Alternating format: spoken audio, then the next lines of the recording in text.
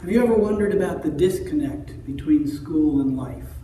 From a child's perspective, standardized schools look like rigidly controlled societies run by unelected dictators.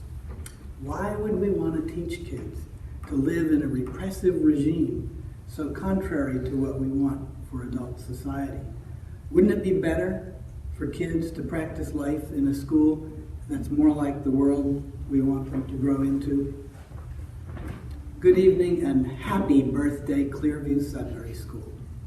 I am honored to be part of your celebration of this milestone. Congratulations. Tonight I want to tell you about democratic schooling. I want to show you some pictures of a democratic school in action and read a few stories and passages from the book, and then we'll have time for your questions. Democratic schools are run as small-scale, self-contained democracies. There are dozens of democratic schools across the country and dozens more around the world: Europe, Australia, Israel, even Russia. And in fact, I learned recently there is one in China that may be the only self-directed democratic school in China. And week after next, I'm pleased to say they're sending a delegation to Pennsylvania to see the Circle School and democratic schooling up close. Democratic schools apply familiar American principles. In self-directed democratic schools, kids practice life in a microcosm of society, empowered as voters, bound by laws, challenged by choice, supported by community, and driven by nature. Before I say more about democratic schools, I want to address two questions that often come up very early. First, why do we need democratic education? What's wrong with standard schools? This is not the focus of my talk tonight, and it's not the focus of my book, but I want to address that now. And here is the summary of what's wrong with standard schools.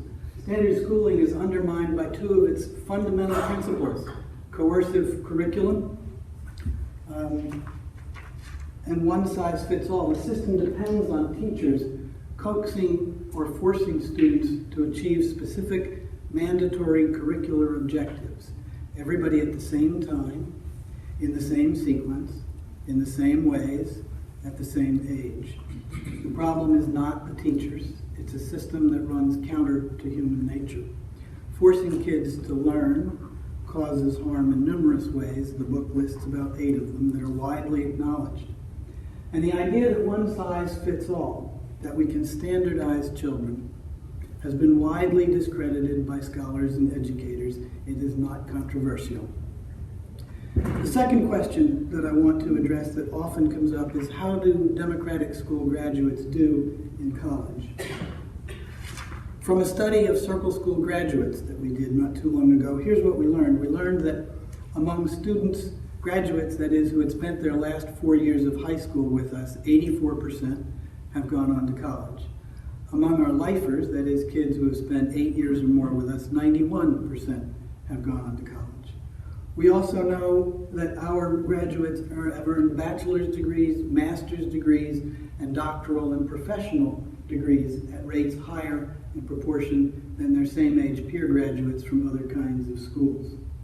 And we also know that sometimes outcomes like this are the result of socioeconomic advantage.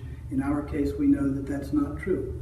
We know that our families represent a cross-section of the area that we're serving. We know, for example, that about 35% of our families have under $30,000 in household incomes, which is a remarkable number for a non-public school.